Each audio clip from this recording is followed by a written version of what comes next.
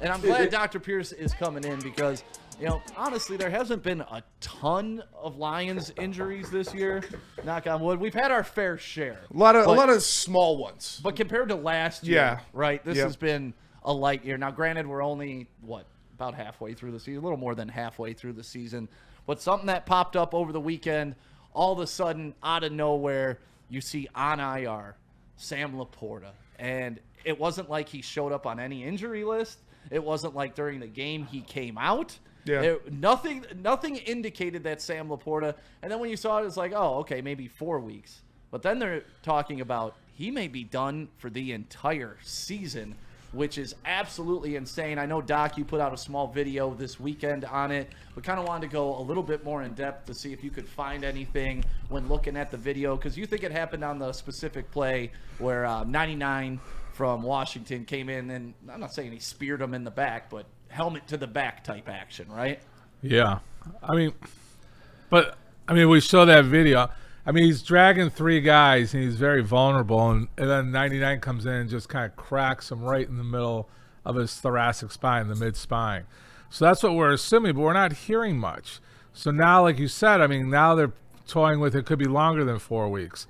So when I first came out and we said stuff, I said it's probably more of a contusion, bone bruise, maybe a partial non-displaced fracture, but there's also nerves and ligaments and all that can be disruptive. So, we didn't even hear if he's got the MRI. I'm sure he's had an MRI by now. He's getting treatment.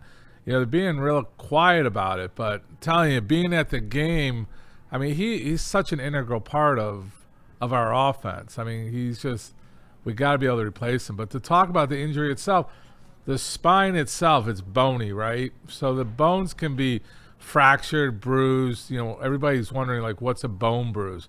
Bone bruise is when you disrupt the part of the bone. It's like a bruising within it.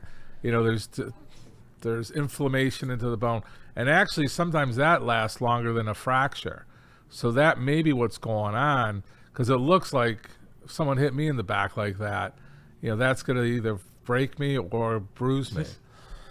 How does it go from like a silent injury to almost a season-ending injury? Does that indicate something to you that maybe like the general public wouldn't know? Like what would push it over the edge? Something else that they found, like that was in there, like it's kind of like a Darren McCarty thing. Okay. What does that mean? He gets injured. He's quiet. I'll be fine. Oh my God, I'm not fine, and I need treatment. And I think that's probably what's most likely, and it does develop over time. Like I think somebody mentioned in the comments that he did go back out and play. I can't confirm that he finished the game. Did he actually finish the game with Washington? Benny, do you remember? I honestly don't know. I don't think he actually finished the game. Wasn't it the Washington game and the game before? Like there's a couple times where we've seen him carry guys on his back for an enormous amount of time. Could it be something that it just all of a sudden something give way in the back, or is it not as simple as that? If I had to guess, I think it's more like, here's the injury, I'm going to shake it off. I'm not shaking it off. I'm getting imaging. We're starting to follow up. It gets gradually worse over the next 72 hours, which is a message to people. You'll get hurt, and then it'll be like, oh, I'm okay. Kind of like with my arm. I thought it was going to be okay, and I'm still complaining about it 4 weeks later. It develops, things happen. You get inflammation. You get the blood pocketing in there, and those are things that need to be taken care of. As far as his case, a lot of times, like I talked about, what's a spondylolisthesis? The bones line up nicely. A spondy, like everybody, we throw that word around because it's an easier word than spondylolisthesis, lithisis, all that stuff. It's a separation of the bone when it lines up.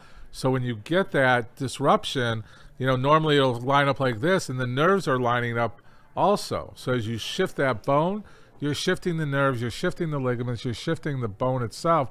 Like when you hear, oh, there's a fracture, there's a pars fracture. The pars fracture is what holds the joints together of the spine. So when those things start happening, now you have instability of the spine. Then you're at risk more. He can't push off anymore. There's instant pain there, and that's probably what's happening. So I'm still keeping him in that 4-week time frame until we start hearing something that's like worse. We're not hearing anything about surgery. We're not hearing anything about, I think it's more like recovery. So like a bone bruise or like a hematoma, like a blood pocket, those can last up to 6 weeks to 8 weeks. Jeez. So, but Laporta's a horse, man.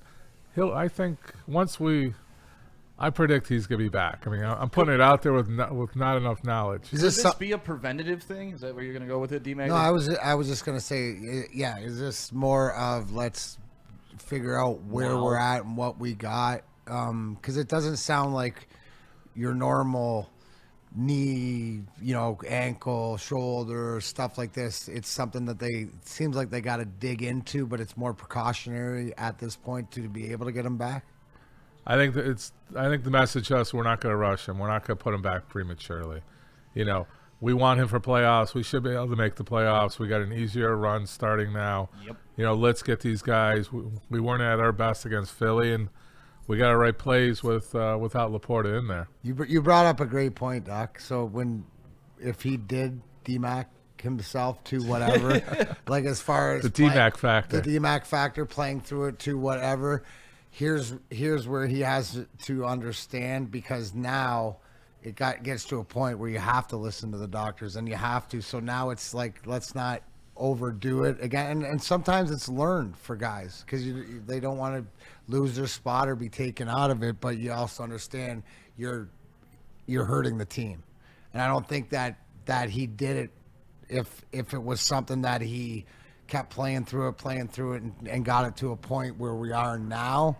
It's just guys don't understand how lesser is more and how important it is to listen to the medical guys and bring up all your little stuff. Well, and to your point, that's not just for athletes, right? Spenny just threw up that graphic, but for anybody with back pain, there's like 3 things that you say you really look forward to for them to kind of come see you, the doc, if these 3 things are happening, right? Right. Did we throw them up there? Yeah. All right, so read them off. So obviously, number 1, if the pain persists, lasts longer than 2 weeks in your back or your leg, make sure you contact the doc. 2 weeks, why is that the barometer? Because usually if something's simple, a little strain, sprain, it usually recover or feel a lot better within 2 weeks. I've had a few people, like I had a phone call this morning from someone. I tweaked my knee a month ago, and it's kicked back up on it. I thought everything was fine, and it's back. So 2 weeks is usually the rule. And the thing is, if we catch you at 2 weeks, we'll get you to where you need to be. Because what starts happening after 2 weeks is you start compensating. When you start compensating and you start using different muscles, you start using different ligaments, you put different pressures, that's where you start getting the hip pain, the knee pain, different parts of your back pain. The back isn't just the back. I mean, it's your pelvis, it's your tailbone. It's all those factors that play a role. So after 2 weeks, if you're still hurting, you're starting to change your mechanics, which starts leading to silly stuff. Yeah, and that's one thing leads into another. You start walking with a limp, now you're favoring your left leg, and that starts getting jacked up, right? Right, and then people are like, I don't want to use an assist like a cane or a crutch or anything, but the more you maintain your body, your biomechanics, the better and healthier you're going to be. All right, what was number 2 on that graph there, Spenny? Number 2, if you're suffering from any of these, pain radiating down the back or the leg. So it's not just sitting in your back, right? Right. It's not. It's like that belt line pain is sometimes okay, but if you're getting referred pain, that's what we call a red flag. So when a red flag starts kicking up, those are things that you need to see a doc right away. If you have pain through your buttocks or down your leg, that's an automatic. You need to see somebody. You need to get treatment. A lot of people chase the chiropractor. Is it mechanical? Usually it's not just mechanical when you start getting nerve pain. You get numbness, tingling. Those are all nerve situations. Those are all concerning red flags. They just don't go away on their own. All right, and last but not least, number 3 on this list, of course, unable to put full weight on injured side. Yeah, so that's kind of self-explanatory. If you can't bear weight and you're limping and you're doing stuff or recreating that pain, that's another red flag that you need to see a doctor sooner than later. So all these things, we're trying to simplify it for our wonderful Woodward sports audience, but these are all major factors that don't linger. When you start ignoring these things, you start compensating, you get different injuries, and now you don't even know what you're chasing to begin with. So the quicker you get treated and get rid of it, the more proactive and preventative, the less issues you're going to have, especially like that 20, 30-year-olds you're having it. We can kind of get to you quickly and teach you how to be preventative and more core strong, and what that really means, not just walking 10,000 steps a day. Right. You're gonna be a lot better off later in life. Danny G with Woodward Sports Chat. Should we let Laporta walk because he's injury prone? He has had a lot of injuries, and I'm sure that's in the back of his head, trying to fight through this thing. Yeah, no. How do you feel about chiropractors, Doc? People on there. I'm an osteopathic physician.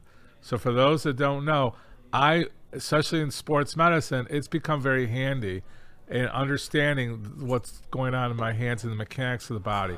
So the proper chiropractors, I heavily endorse. The ones that say, oh, I'm going to need to treat you for 40 treatments and this and that, and the quick crack and go, I don't endorse that. All right, fair enough. That's a big question. A highly educated chiropractor. I have a lot of people that we utilize because I'm a little bit older. I don't do as much manipulation, but I've had Mac. I've manipulated his back, his neck. And 100%, and believe in it. Like, we got Dr. Ed for our alumni guy. And he's the best. Well, Michigan Sports and Spine, if you need any of that, Doc, you'll put everybody in the right direction, whether they need chiropractor, whether they need long-term service, whether they need you to help with telemedicine or whatever. You got it all, right? We cover a very large... And the best thing, though, like if you have questions and conversation, I can't say it enough. It's great for what Doc did professionally for me and stuff, but it's what he did for my kid. And what do you do for your kid? Well, just in he's had, whether it's concussions or his knees or whatever like this, is it to have somebody to talk to and to know like where you should go forward. Like that's one thing is like how I treat myself, right? And the things that I would do, but it's also too, like you said, a lot of minor sports and stuff. Use Doc's knowledge. He's been around for everything, and that's one of the best ways, and you can't get better treatment anywhere. And a guy that gives a shit. Well, there you go. The doc that gives a shit. Dr. Pierce. He's politely calling me the old wise man. You're a mensch, bro. You're a mensch. But that's what I want in my doctor. I don't want some young guy who hasn't experienced. You've officially become I was that young guy selling myself as a young guy. Yeah. But I do want to do a little shout out to Campbell, Dave Campbell. Jack's parents they helped me out. I was in a Philly suite for the Eagles, and they spent the time with us, and it was it was a difficult time. Bumped into them, right? Well, we actually invited he was out in Philly, came and joined us, and it was there was 30 Philadelphia fans, me and my son, and then we invited the Campbells up to kind of balance it out. So everybody got a little quieter when he got in there. But whenever you have a Campbell in the building, you know you're safe. That's right. Jack Campbell, his dad, Dan Campbell, whatever. All good people. Well, thank you, Doc, for coming in. You'll be back on Thursday with Braylon and Shep, right? Correct. All right. Dr. Pierce, Michigan Sports and Spine. Make sure you look them up and become a patient today if you're having any injury. And then it's all powered by Amon-Ra of Southfield.